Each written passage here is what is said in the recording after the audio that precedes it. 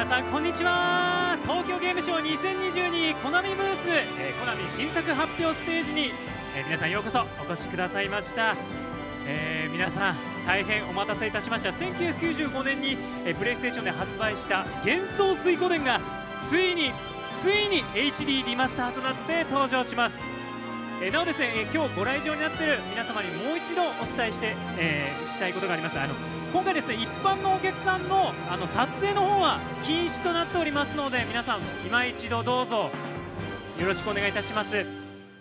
はい、失礼いたしました。さあ、こちらのステージではですね、幻想水湖伝1 HD リマスターのですね、最新情報をたっぷりとお届けしてまいりたいと思います。申し遅れましたが、私進行を務めさせていただきます南雲大輔と申します。本日よろしくお願いいたします。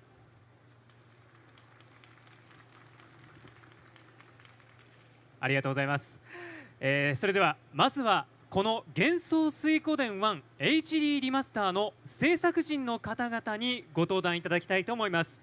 プロデューサーの大海康夫さん、そしてディレクターの崎山貴弘さんです。本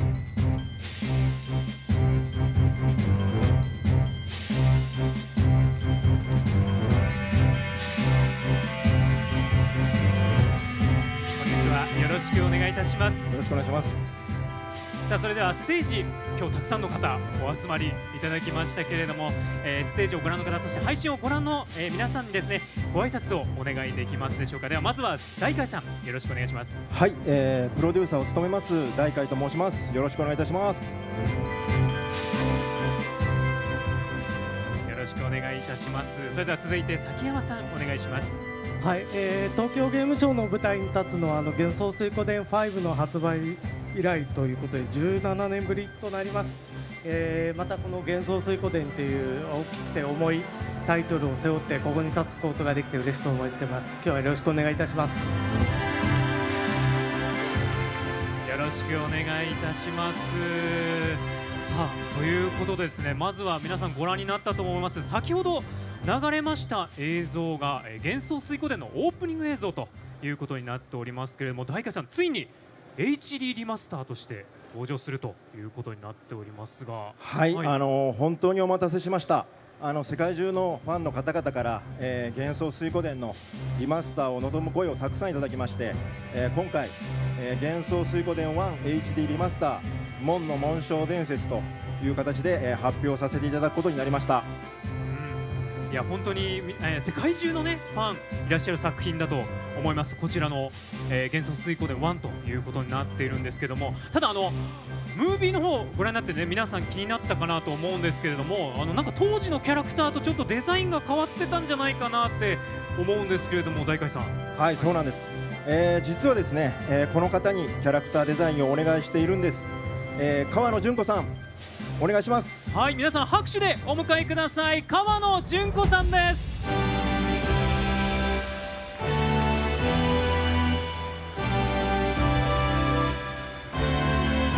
本日はよろしくお願いいたします。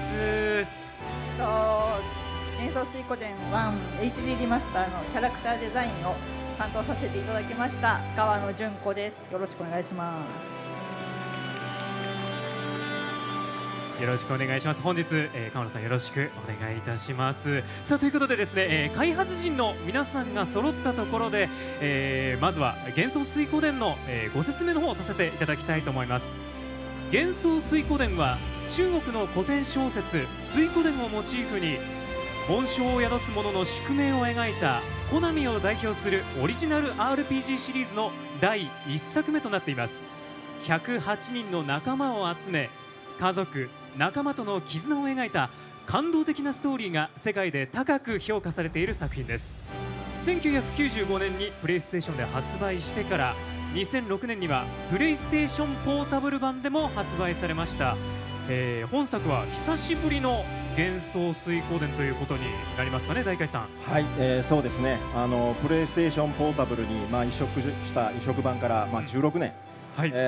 最初のプレイステーション版からだともう27年ぶりの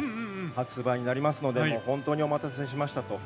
いう形で、私たちも今日発表できて嬉しいです。そうですよね。はい。いやもうここにいらっしゃったこのたくさんの方がやはりこのねタイトルに注目していたんじゃないかなと思いますけれども、さあそしてですね、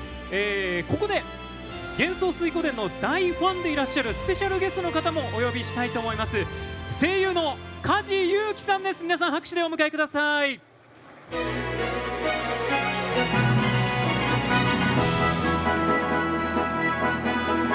にちは、よろしくお願いします。梶裕貴です。よろしくお願いいたします。それではまずはステージ、ご覧の皆さんに一言ご挨拶お願いできますでしょうか。はい、本日はこんなに記念すべき、素敵な会場に、お呼びいただきまして本当に嬉しく思っております。大ファンというね言葉がありましたけれども、僕は本当に学生時代、この幻想水湖伝をプレイしていろんなことを学んできました。そして声優としても自分の節目で、作品に関わらせていただくことが多かったので、今日はその恩返しができればなという気持ちと、一ファンとして一緒に盛り上がっていければなと思っております。どうぞ最後までよろしくお願いします。はい、よろしくお願いいたします。さあそれではゲストの方が皆さん揃ったところで、ぜひご着席いただきまして、ここからさらにいろいろとお話の方皆さんに伺っていきたいと思います。いやこの楽曲の中、いやそうですよね、登場されていく皆さんを裏のモニターで拝見していただいたんですけど、本当にもう108人の選ばれしメンバー、そんなに実際はね、いないかもしれないですけど、はい、その皆さんの姿が本当にかっこよくて、なんかこの2022年に幻想水湖伝をまたこうして、触れることができるんだなっていうのは嬉しくなりましたね。もう初めのこのステージ始まる前のちょっと客入れの BGM でちょっともう皆さんね、もうちょっとピンときた方はもしかしたらいらっしゃるかもしれませんけれども、はい、ここからねちょっとゲームのその、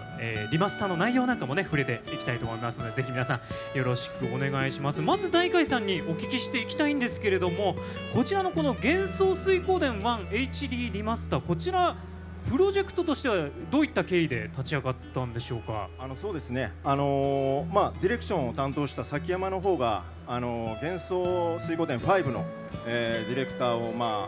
担っていたんですけれども、その後もですね、崎山の方で、なんとかコナミのラインナップに、幻想水湖伝を復活させたいと、いろいろ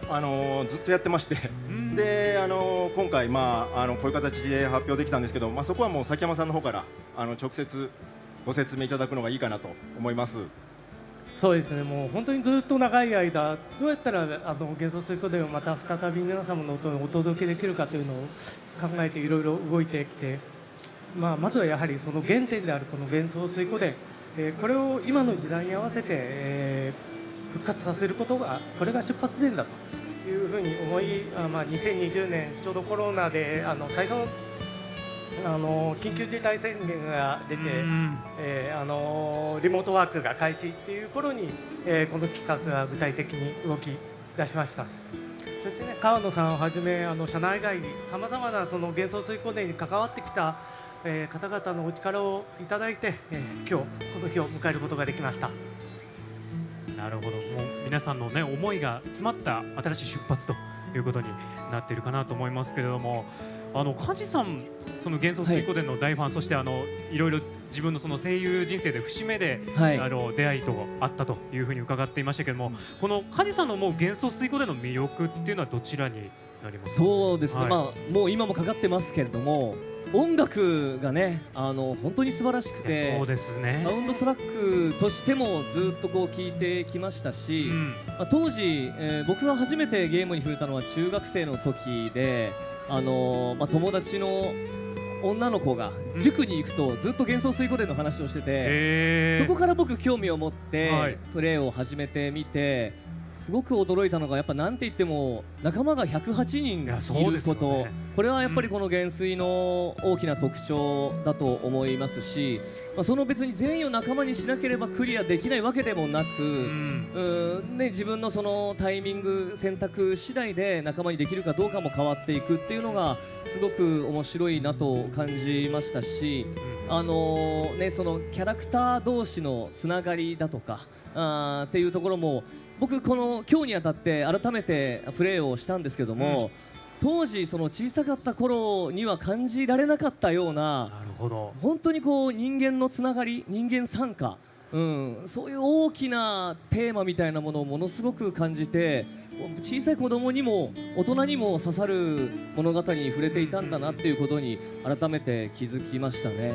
いやー、なるほど。梶さん、幻想水光伝のこの1ではないんですけど、別の作品で。そうですね、幻想水光伝ティアクライスという作品の主人公を担当させていただきまして、それがもう僕の新人時代と言っていいと思うんですけども、15年近く前ですね、初めて RPG ゲーム、こういう王道大作 RPG っていうそういったジャンルのゲームの主人公をやらせていただいたのがすごく記憶に新しいですし、めちゃくちゃ僕自身も、そしてプレイされた方はお分かりだと思うんですけど、すごくいいやつで大好きなキャラクターだったんですね。それがすごく印象的ですし、その翌年には、そういうご縁もあってか、幻想水光伝2の、ドラマ CD があったんですけども、その時に上位の声をやらせていただけたこともあって、で自分が初めて触れた幻想水光伝も2だったんですね。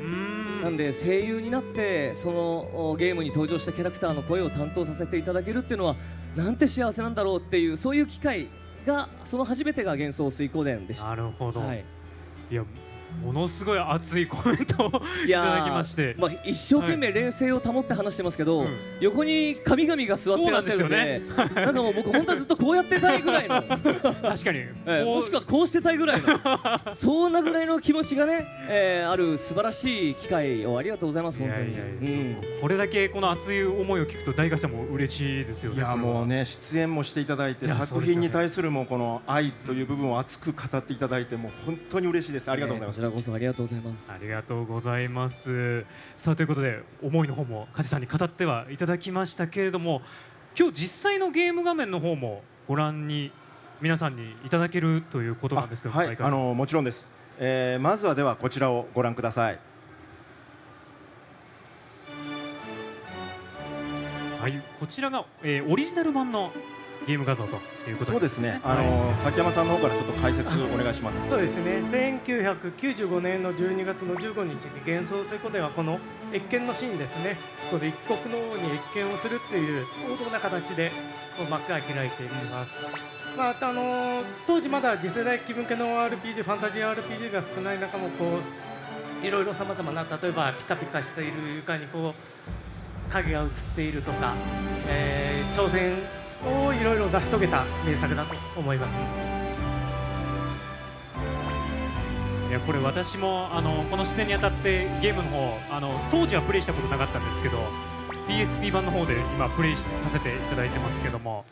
すごい印象的なねシーンだったと思うんですけども、いや今のでも僕十分、そうなんですよね、なんかこれでも今通じるような思い出もあるからだと思いますけど本当に動きとかバトルシーンとか特にですけど、動きが細かくあって、それだけでも十分だなと思ったんですが、この HD リマスター版はもっと、これはあくまでもプレイステーション版のオリジナル版の映像ということになってますので、それではこの後、HD リマスター版の動画の方もご覧になっていただけると思います。こちらです。おー、はい、こちらが HD リマスター版となります。やはりこの名作をどうやって現代に伝えるかと、さまざまな可能性を検討した結果がこちらとなります。キャラクターのドットはやはり素晴らしいので、もうそのままその人物を伝える顔グラフィックはさっき出ちゃいましたね顔グラフィックの方を河野さんにリマスターしていただき、その背景である舞台を、イラストに一新したというような形になります。いやー、川野さんのねイラストがブラッシュアップされてね、今もバルバロッサ映ってますけど、めちゃくちゃ綺麗だし、このやっぱドット絵っていうのがね、その魅力をキープしたまま新しくしてくださって、ただやっぱりこのセリフのテキストはめちゃくちゃ見やすくて、そうですね、すごくバランスのいいリマスター。ドットの良さってやっぱりねありますからね。ありますよね。はい、昔ながらの良さもあるかなと思うんですけれども、先ほどちょっと崎山さんの方からもご説明ありましたけれども、大川さん続いてそのキャラクターデザインの方も少し変わられているということなんですが。そうですね、今回ですね、やっぱりオリジナルのやっぱり良さっていうところをしっかり、残しながら、もう一度皆さんに楽しんでいただくにはどうしようというところで、崎山の方と最初、話をして進めまして、これ崎山さん、ここ解説ございますか？そうですね、4対3のプレイステーションの画面から16対9の今時の HD のサイズに変えてみたりとか。ちょっとまた先ほどのスライドを出していただきましょうかね。まずこちらが、すみません、ちょっと先に行ってしまいましたけども、そうですね、比較としてこちらまずご覧になっていただいて、であと全体にしっかりとこう発色させたり、そうですね、メリハリのある絵柄にしています。マップ画面がね非常にね綺麗になってるかなと思いますけれども、 HD リマスターがこれだけじゃないということで、はい、キャラクターのデザインの方も、変わっているということになるんですよね、大海さん。そうですね、キャラク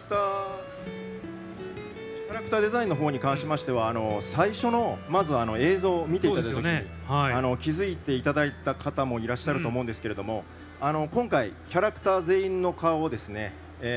川野さんに書き直していただいております。全員ってものすごい人数ですよね。まず108人まずのところからですからもんね。それだけじゃないですからね。はい。いやぜひぜひそちらの方もね。じゃあそちらご覧ください。いやいやってことはないか。そうですね、川野さんとはね、そう2005年の TGS のステージの時にラプソディアと幻想でここで5が同時に発表するっていうことで一緒にこうステージに立って、それ以来です。私それ以来ですね。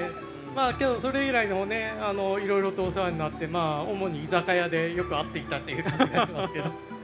はい、このカウグラフィックのリマスターについてはね、どうしても川野さんにお願いしたいと思い、もう企画の最初からもう声掛けさせていただいていました。オリジナル版の制作時のね苦労話っていうのは本当にいろいろと伺っていましたし、いろいろご多忙だと伺っていたんでね、108人プラスアルファ全員というところでね、お願いしといて受けていただけた時には本当にびっくりしましたどうだったですか、受ける時っていう。実際お話をいただいた時がご存知の方もいるかもですけど、私はちょっと今クラウドファンディングで別プロジェクトを今絶賛やってるんですけど、それのちょっと前なんですよ。なので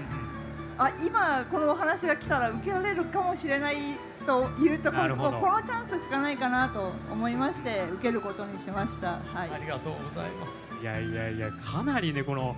先ほど梶さんもおっしゃっていましたけども、108人の仲間たち、そしてそれ以上のデザイン、しかもこの比較の画像で1個前のねテッドのやつですけど、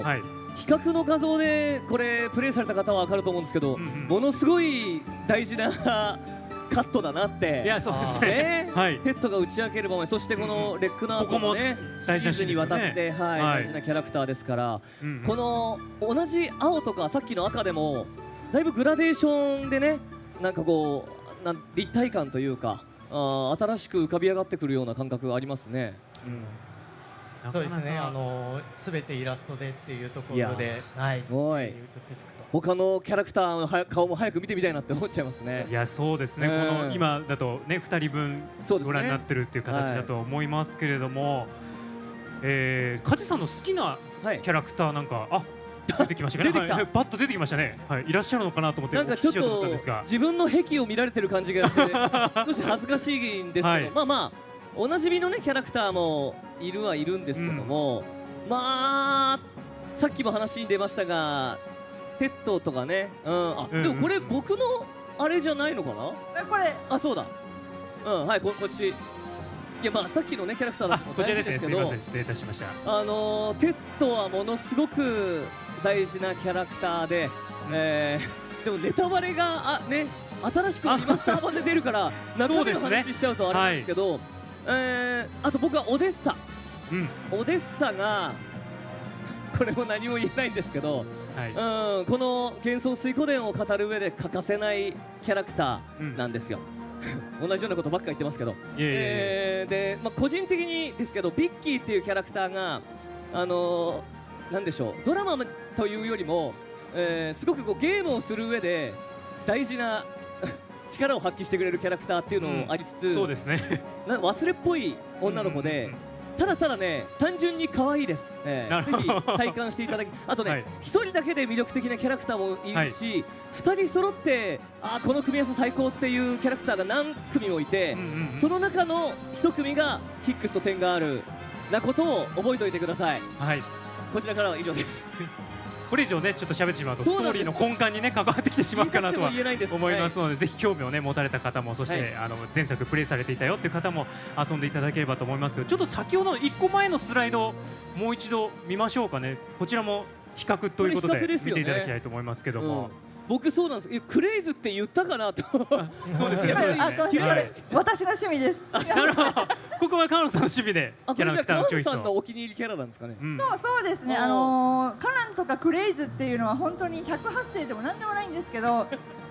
そう当時書いた思い入れのまま今回もすごい思い入れをさらにプラスして書くことができたので、ちょっなるほどとすごい幸せでした。いやだこういったキャラクターたちも新たに書き直されてるってことですもんね。そうですね、一応全部、はいいやーすごい。私もカナンとか一番最初の方にまずこんな感じでっていう送られてきた時、カナンこんな顔だったんだって新鮮な驚きが。新しく分かる情報も、そうですよね。うんはい。ちょっと目開いてたんですね。目そうそうそう、若干空いてたって開いいうてたんですね。うん解像度が上がって明らかになる。よりこうキャラクターにね思い入れなんかが入れられるようなねうん形にグラフィックが新しくなることによってなってるんじゃないかなとははい思いますけれども、さあということで、グラフィックのねこの変更点というか、こちらも、皆さんに見ていただきましたけれども、まだまだねこれだけじゃないですかね。108人いますから、他のねキャラクターがどうなってるのかも気になるところではありますけれども、続いてのリマスター要素いきましょうか、はい大海さん。はい。はい、フィールドマップですね。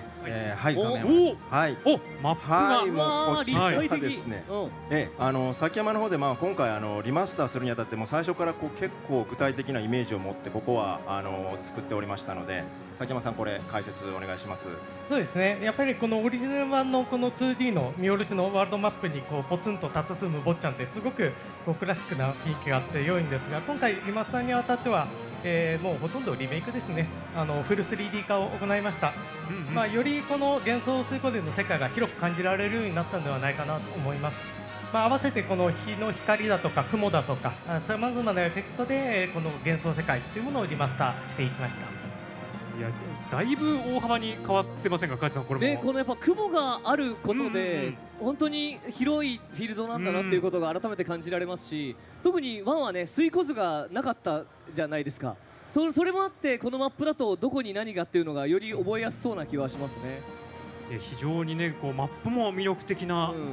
ものに HD リマスター版になっているということになりますけれども、さあ大海さんということで背景、そして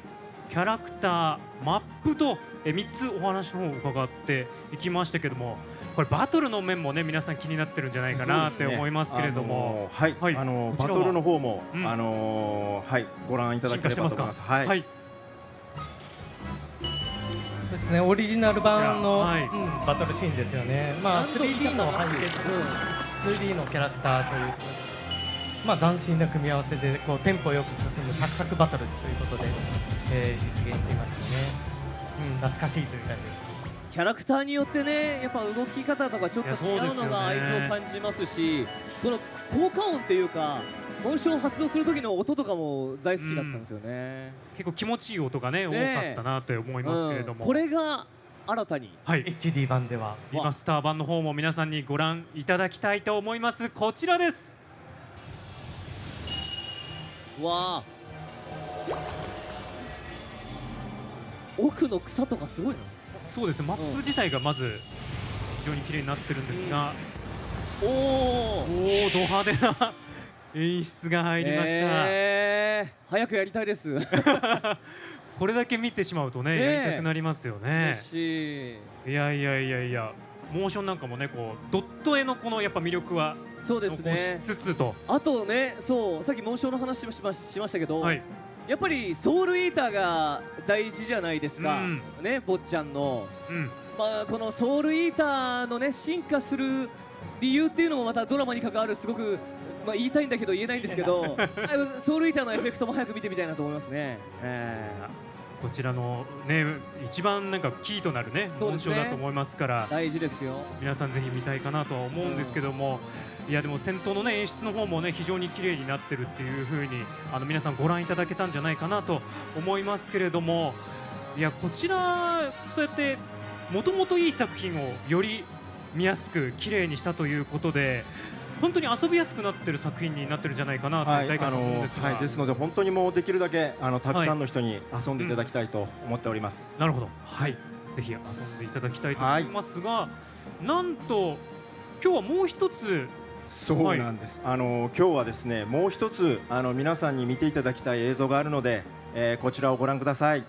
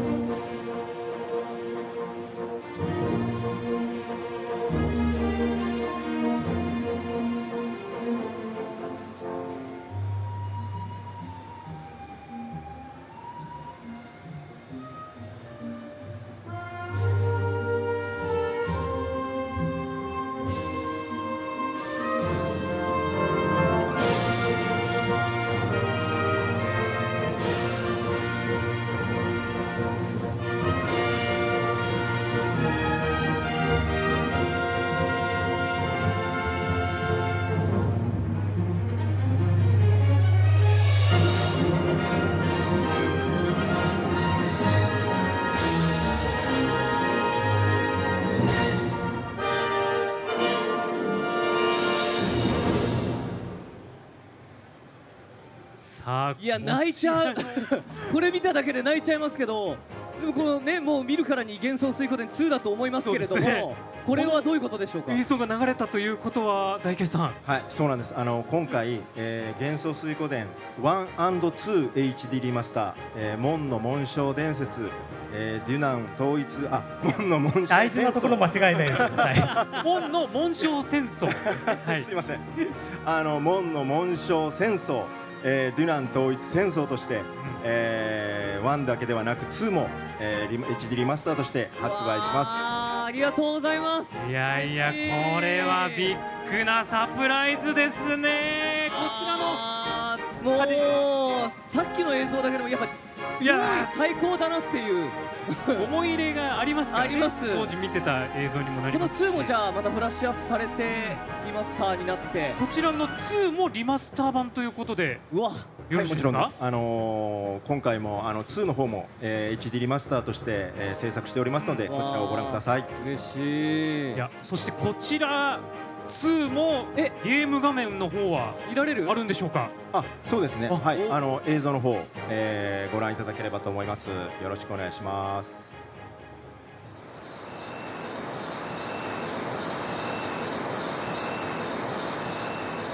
そのオリジナル版の幻想水湖伝2は1998年の12月の17日、この静かなキャンプ地のシーンから始まります。このリマスター版の制作ではこのシーンをどのように作り上げるかというこの試行錯誤から制作が始まりました。なるほど。いやこれも気になるんでもう見ちゃいましょうか。ねえ見たいです。これが一番見たいですね。ではリマスター版もお願いいたします。初めて見る。すごい。全然違う。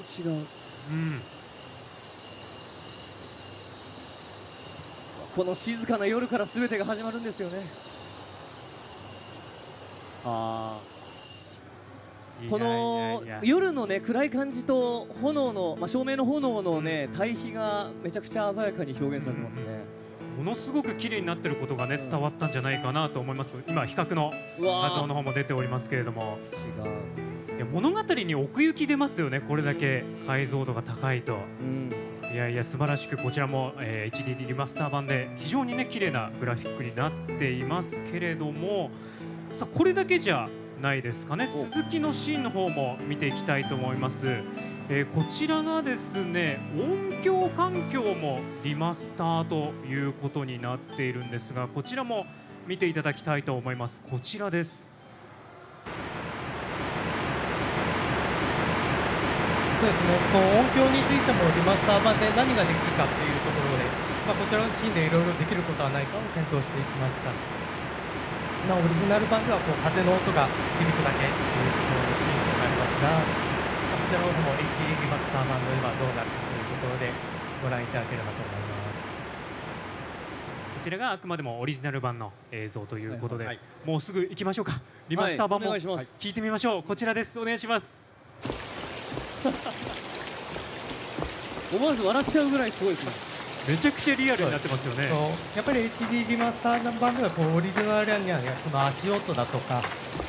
木の鉢だとか川のせせらぎだとか木々に風で揺れる木々だとか、それに木の葉だとか月の光だとか、もうさまざまなエフェクトを盛り込んで、HD リマスターとしてのこの基準というものを作っていきました。いやいや、どうですか梶さん、こちらの。いやね、さっきも言いましたけど、やっぱりこのドット絵のゲームの良さっていうのをキープしながら進化してるっていうのが、特に僕世代からするとすごくプレイしやすいですし、でもそのプレイしやすさっていうのがシステム上のやりやすさとハート的なメンタル的なやりやすさ、両方を兼ね備えててくれる感じが実にちょうどいいなと思います。なんかこう全部ガラッと変わってしまうとちょっとなんかそうなんですよ。昔の好きだったやつはちょっと違うなみたいなところがね、めちゃくちゃ綺麗にするだけじゃそういうことじゃないっていうのが詰まってるなって感じがしますね。いやいや、昔の良さも生かしつつこう綺麗にしていったっていう形になりますかね。はい、リマスターであるっていうことにこだわった。そうですね。もうリマスターですもんね。確かに確かに。どっかでオープニング始まってますよね。いや、そうです。いい映像が、音楽が流れてきましたけども。やめてください。いや、そしてですね、2のキャラクターのお話、そしてストーリーの話なんかもね、聞いていきたいなと思うんですけれども、まず川野さんに伺いたいなと思ってるんですけども、この2の印象的なシーンっていうのがあるのかなと思って伺いたいんですが、いかがでしょうか。やっぱり私2は関わってはいなかったんですけども、やっぱりさっきのキャンプのところのその先にある冒頭で主人公とジョイが岩にバッテンつけるところで、その後のその次の展開あたりで2始まったみたいなところを当時すごく思ったので、そこが見れたら見たいなとちょっと思います。なるほど。ここのシーンはどうでしょう、大海さん見られるんでしょうか。はい、ではそのシーンを、HD リマスター版でご覧いただきたいと思います。ぜひぜひ、お願いします。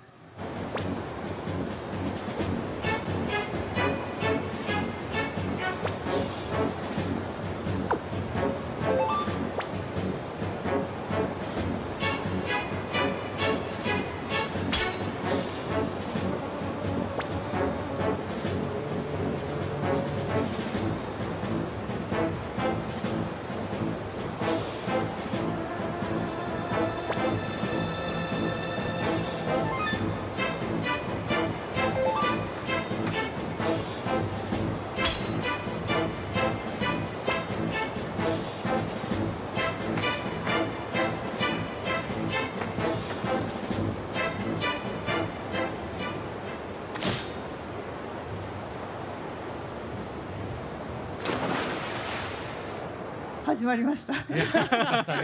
始まりましたね。ストーリーが始まりましたね。いやいや、エモいな。いややっぱリマスター版でね、さらにクオリティが高くなったもの見れたんじゃないかなと思いますが、実際にご覧になってみていかがですか、川野さん。こちらのシーン。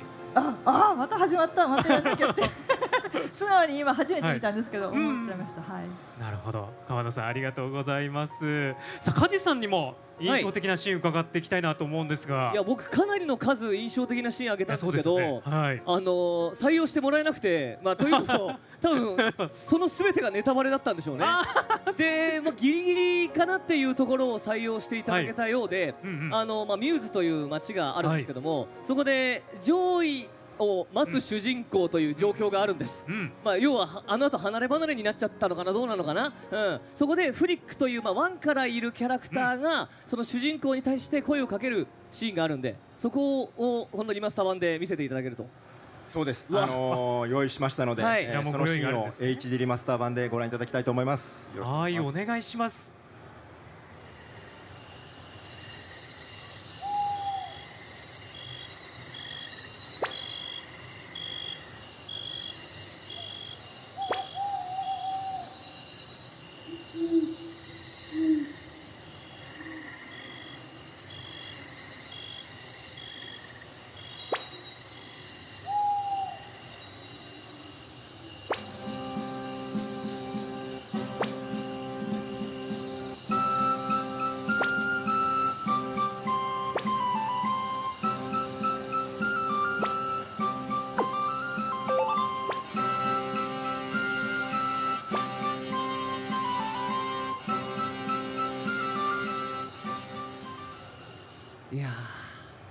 ちょっとなんか胸が締め付けか自分でお願いしといてあれなんですけど、もうこれ印象的なセリフありますかっていう僕質問だったので、はい、まさかそこをリマスター版で見せていただけるとは思っておらず、もっとなんかそれが生かされるような場所を選べばよかったなと思いましたが、でも今のねバーでも十分その綺麗な感じは分かりましたけど、今のシーンの見どころとしてはああいう言葉をかけてあげるフリックにはああいう言葉を言う何か理由がバックボーンがあるということ、そしてさっきのシーンだと主人公の名前がリオなのにここだと幻想になっててちょっと混乱したなっていう僕の気持ち、あとピリカというねキャラクターがいるんですけど、寂しそうな顔が川野先生の手によってこうまたね、そうですね、でも2は違うのか、またそうか、でもブラッシュアップされてるんですよね。そうブラッシュアップされてるのが顔がね本当に見るたびに辛くなってしまうので、それは1個ポイントなのと、戻ってきたはずの上位にちょっと元気がないなっていうところが、ポイントなので本当にプレーしてほしいなとそういうふうに思います。けどここの会場に今いらっしゃる皆さんでもあれこんなシーンあったかなっていう方の方が多いようなシーンでも大事なねセリフとか表情が詰まっているシーンなので、プレーすればきっとなるほどなって分かっていただけるような、ぜひこの未プレイの方はねこれを機にぜひプレイしていただきたいなと思いますね。いや本当にね思い入れのあるシーンもファンの方それぞれにねあるかなと思いますけど、それがね全てリマスターとしてこの現代に蘇るということになっておりますので、ぜひ皆さんこちらの方遊べる日を楽しみにお待ちいただければと思います。さあということで、大海さん、次がゲームの新情報についての最後のパートということになりますが、続いてはどんな内容になるでしょうか。はい、ここまではですね、グラフィックとか、音響についてオリジナル版と HD リマスター版を比較しながら、ご覧いただいて来ていただきましたけれども、最後にですね HD リマスター版で新しく追加した機能について、ご紹介したいと思います。それではこちらをご覧ください。はい、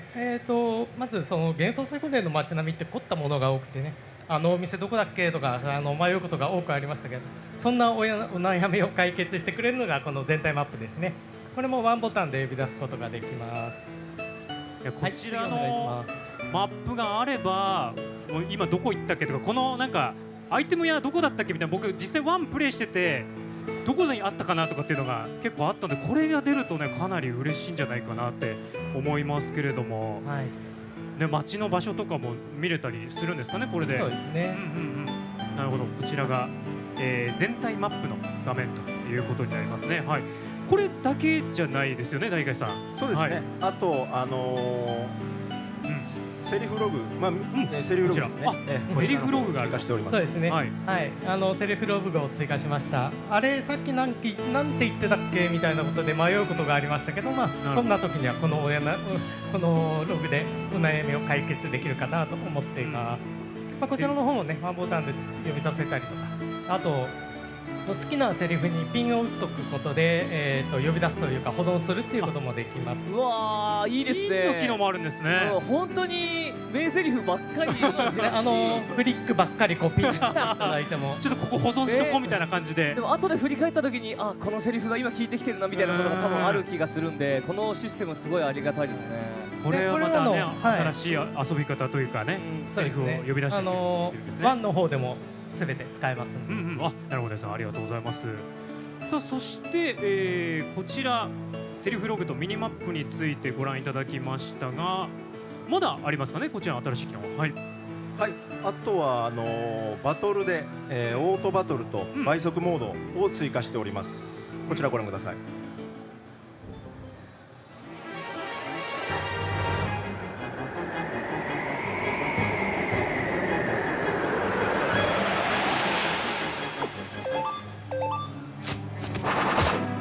そうですね。オートバトル、お任せボードですね。勝手に攻撃を行ってくれるモードですけど、こちらの方もワンボタンですぐ呼び出せるように、終了できるようにっていう風になっています。この画面の右下に出てるところで操作ができるって形ですよね。お任せの解除という。あとこれが倍速ですね。サクサクバトルが超サクサクになりました。だいぶレベル上げとかも楽になるんですね。これ新しく始める人にすごいなんでしょう、やりやすさというか、うんうんうんドラマを楽しみたいっていう人にもぴったりのシステムかもしそうれない。ですね。うんこれでまあ戦闘もサクサクいけるところはいけるということになっているということになりますね。いやこれもね非常に嬉しい機能になってるんじゃないかなって思いますね。はい、新機能の、紹介の方もしていただきました大海さん、崎山さんありがとうございます。というわけで、ここまでですね、幻想水光伝 1&2 HD リマスター門の紋章戦争、そしてデュナン統一戦争、こちらの発売決定、そして最新のゲーム画面と情報を盛りだくさんでお送りしてまいりましたけども、大海さんこちらの発売するハードは決まってるんでしょうか？はい、今回はですね、プレイステーション4、Xbox One、Steam、そして、任天堂スイッチで、2023年に発売予定です。本当たくさんの機種でね遊べるものになっていますし、来年発売予定ということになっておりますので、こちら非常に楽しみですね。皆さんぜひたくさんのファンに遊んでいただきたいなと思っております。さあそしてですね、ここまで、幻想水光伝 1&2 HD リマスターの最新ゲーム画面、そして発売ハードをお届けしてまいりましたが、ここ、東京ゲームショウ会場の幻想水光伝情報もお届けしていきたいと思います。まずはですねここ、ゲームショウの幻想水光伝コーナーのご紹介です。本日このステージ終了後からですね幻想水湖伝コーナーをオープンいたします。こちらのコーナーと中継が今まで隠してたんですけど、今このステージに合わせてオープンしました。こちらのコーナーと中継がつながっているようですので、呼んでみたいと思います。コーナーの細谷さん。はーい、幻想水湖伝コーナーの細谷美優です。さあこちらのコーナーではですねずらっと見えますでしょうか。皆さん幻想水湖伝1そして2をプレイしたことがある方ならおなじみのサイコロゲームが遊べちゃいます。こちらですね3つバンバンバンと振っていただきまして、出た目の合計値がこちらに並んでおります。ずらっと並んでおります。親ならぬ大砲、ガスパ、白、こちらのお三方と戦っていただきまして、もしですね合計値が多かった場合、もしくはあいこだった場合は見てください。ずらっと並んでるこちらの缶バッジを2つプレゼントしたいと思います。もしね負けてしまっても1つプレゼントいたしますよ。そしてですねこのように3つのサイコロの数字が揃ってゾロ目になった場合は、なんとこちらの缶バッジ3つプレゼントしたいと思います。いやーもう盛りだくさんのコーナーとなっております。全部でこちらの缶バッジ108種類ございますので、この後ステージの後に開放されます幻想水湖伝コーナー、ぜひとも皆さん遊びに来てください。ということで以上で幻想水湖伝コーナーから細谷美優と大砲、ガスパ、シロでした。はい、細谷さんありがとうございます。いや、カリさんいかがですか？いや僕ね100やつのバッジをもっともっと見たかったなと思いましたけど、これで1と2で108ってことですか？そのようですね。216じゃないんですね。うわそう厳選しての54ずつ自分の推しがいるか入ってるかどうかっていう気になりますね。で僕らもね実は冒頭からね、そうですね。皆さんが胸元につけてらっしゃいます。僕グレミオですね。いやグレミオもね、ルートがいくつかねルートとだけ言いますけどもね、ありますから、ぜひこちらの真相は皆さんゲームをプレイしていただければと思います。いやね、皆さんもこの後ぜひぜひコーナーで缶バッジの方をゲットしていただければと思います。さあ続いてですね幻想水湖伝グッズ情報をお届けしていきたいと思います。こちらですね、本日解禁となる、こちらの商品です。幻想水湖伝2の、アクリルスタンドと、約束の湯飲み、こちらが発売決定ということになりました。こちらが、秋葉原にある秋葉原コンテナで行うポップアップストアで発売予定ということになっておりますので、皆さんぜひ、こちらもお楽しみにお待ちください。さあそして続いていきましょう。10月16日にですね、東京オペラシティコンサートホール竹光メモリアルにてコンサートシンフォニック、こちらポエムフロム幻想水湖伝、こちらの、開催が決定しております。こちらもご興味のある方お早めにチケットの方お買い求めください。さあそして幻想水湖伝に関する最新情報をお届けするツイッターアカウントも本日、開設いたします。こちら皆さんぜひフォローの方もお願いいたします。さあということで盛りだくさんでお送りしてまいりましたが、そろそろ終了のお時間となってしまいました。最後に皆さんから一言ずつメッセージをいただきたいと思います。まずは川野さん、お願いいたします。まさか27年前に関わったこのタイトルがこんな風にずっと愛されるとは思っておらず、本当に光栄に思っています。ぜひリマスター版も皆さん楽しんでくれると嬉しいです。はい、川野さんありがとうございます。では続いて崎山さん、お願いいたします。そうですね、やはり制作初期はこの幻想水湖伝を思い続けていただけているファンの方々の思い出補正をどうやって超えるかみたいなところに考えていましたが、今はもうそれ以上にこの名作をファンの、皆様だけではなく、より多くの皆様に楽しんでいただきたいなと。そしてなぜこれだけ長い間があってもこの幻想水湖伝シリーズっていうのが名作といえばみたいな形でたびたび取り上げられるのかって、その答えをぜひプレイして確認していただければと思います。崎山さんありがとうございます。さあそれでは続いて梶さん、お願いいたします。はい、本日は皆さんご来場いただきまして、そして配信をご覧いただきましてありがとうございます。で実はこの手元に上位2の方のね、キャラクターのバッジはこういう感じですよっていうのでさっき、お渡しいただきました。これが会場で、手に入るという、ランダムというかね、自分で勝ち取るわけですけれども、そのコーナー僕も早く行ってみたいなという気持ちがありつつ改めて本当にこんな貴重な機会にお呼びいただきまして嬉しく思っております。本当にこの日に合わせて僕もおさらいをしてきたんですけども、今改めてプレイしても本当に面白い魅力的なゲームだなと感じました。当時プレイしていた方はもちろん、新しく興味を持たれた方にもプレイしていただいて、その魅力に、つぶつぶとハマっていただければなと。それで1と2のねこのつながりっていう部分もありますので、合わせて楽しんでいただけたら嬉しいです。僕このイベントねお声掛けいただいて、もしかして声つくのかな、喋るのれんのかなって思ったんですけども、それはまたいつかの機会にあると信じて、また声付きの幻想水湖伝が出る日も皆さんで一緒に祈りつつ、まずはこの 1,2 HD リマスター版を楽しんでいきましょう。本日はありがとうございました。ありがとうございました。では最後は、我らが大海さんに締めていただきましょう。お願いいたします。そうですね、長らくですね本当に幻想水湖伝の、動きを、待っていただいていた皆様、本当にお待たせしました。私たち本当に今日、発表できて嬉しいです。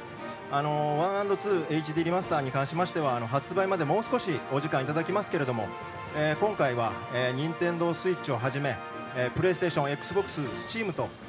さまざまなハードで発売しますので、ぜひ皆さんに遊んでいただきたいです。あと、本当にもう梶さんのように昔幻想水湖伝を遊んでいただいて、未だに、熱く、語っていただいているファンの皆様はもちろん、名前は知っているけれども、まだプレイしたことがないという方々にもですね、初めてプレイする方にも、楽しんでいただける作品になっていると、そういうふうにしていきたいと思っておりますので、よろしくお願いいたします。でこれも今お話の中で何度も出ましたけれども、幻想水湖伝発売から27年経っておりますが、本当に今梶さんにすごく語っていただいたようにですね、もう熱いファンの方がたくさんいらっしゃること、私たちもそれを力にしてですね、応援していただいている気持ちで、制作やっております。もう本当にそういうのが励みになって、ここまでまずは、リマスターですけれども発表することができました。で本日ですね、このようにですね幻想水湖伝の、始まりである、川野さん、幻想水湖伝1の川野さん、そして、ナンバリングタイトル最後の5のディレクター、崎山さん、そしてもう大ファンと言っていただける、出演もいただいている梶さん、このようなメンバーでですね、ここでもこのワクワクするようなメンバーで発表して、ここで終わるのかと、終わることはないんじゃないかという気がすごくしておりますので、私たちもファンの皆様に喜んでいただける作品を、届けていきたいと思っておりますので、皆様、楽しみにしていてほしいと思っております。よろしくお願いします。大海さんありがとうございます。いや非常に楽しみな発言もいただきました。ファンの皆さん本当に応援のほどよろしくお願いいたします。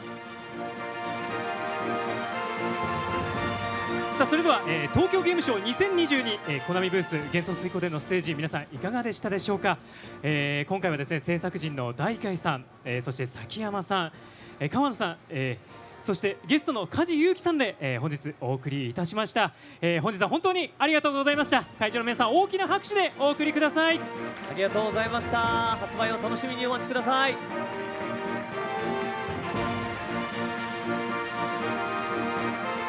ご覧ください。ありがとうございました。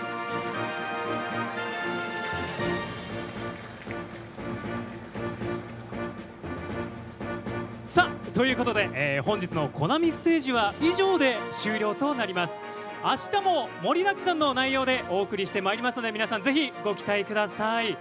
そしてですねブース内では幻想水湖伝をはじめ数多くのゲームが使用できますので、ぜひお時間の許す限りコナミブースを皆さん満喫していってください。それでは皆さんここまでお付き合いいただきまして本当にありがとうございました。南雲大輔でした。また皆さんお会いしましょう。ありがとうございました。